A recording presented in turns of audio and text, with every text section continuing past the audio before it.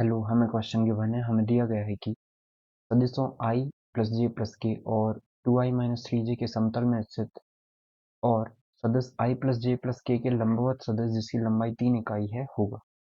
तो हम ऐसा करते हैं, हम मान लेते हैं वेक्टर a हमने इस वेक्टर को मान लिया। ये क्या है? Vector i plus vector j plus vector k।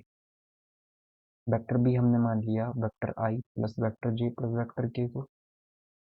Vector c मान लिया हमने इसे 2i माइनस थ्री जे। ठीक है। अब हमें क्या बताना है? हमें बताना है कि सदिश और के समतल में स्थित और सदिश के लंबवत सदिश जिसकी लंबाई 3 इकाई है होगा। तो आपको एक चीज पता होनी चाहिए कि यदि आप कोई दो वेक्टर हैं बी क्रॉस सी, ये एक समतल में है, ऐसे मान लिया। ठीक है। अब बी क्रॉस सी जैसे ही निकालोगे इनके परपेंडिकुलर आपको वेक्टर मिलेगा। ठीक है, इसके परपेंडिकुलर आपको वेक्टर मिलेगा। अब ये हमें पता है।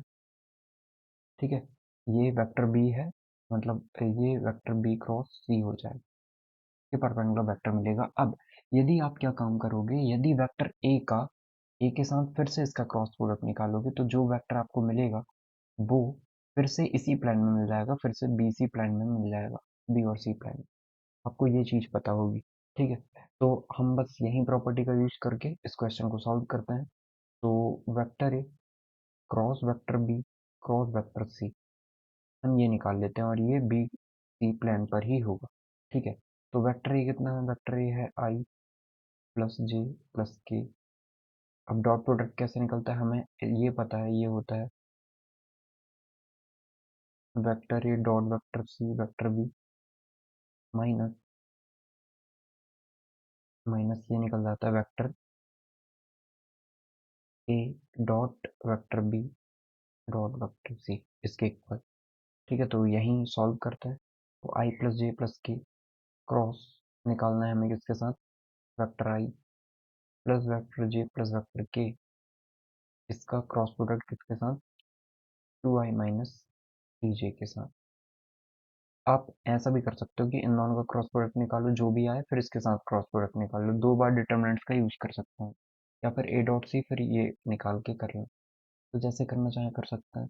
तो ए और सी, ये ए है और ये सी है, इन दोनों का डॉट प्रोडक्ट निकालते हैं। तो आई मल्टीप्लाई टू टू आ जाएगा, माइनस का थ्री होगा, ये तो जीरो है, टू माइनस थ्री आ गया। इनका डॉट प्रोडक्ट वेक्टर बी कितना है?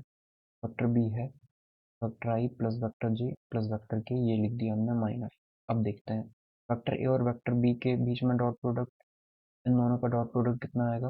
ये जाएगा one plus one plus one. ठीक है, और इसका डॉट प्रोडक्ट हमें निकालना है किसके साथ? वेक्टर सी के साथ। तो ये है टू आई माइनस थ्री। अब हम देखें टू माइनस थ्री मतलब माइनस का वन, तो ये आ जाएगा माइनस आई माइनस जे माइनस के, और ये होगा माइनस का थ्री, तो मल्टीप्लाई कर देते हैं। तो माइनस सिक्स आई प्लस सिक्स, थ्री का मल्टीप्लाई करें तो प्लस का नाइन जे हो जाए।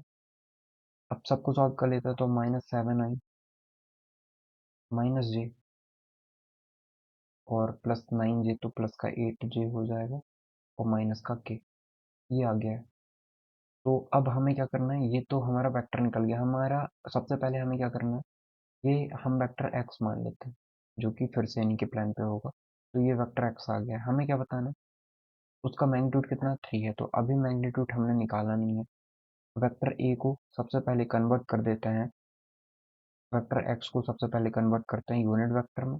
यूनिट वेक्टर में कन्वर्ट हो जाए फिर हम इसको थ्री से मल्टीप्लाई कर देंगे, तो ये बन जाएगा हमारा, जिसकी यूनिट जो जिसका मैग्नीट्यूड है थ्री हो जाएगा।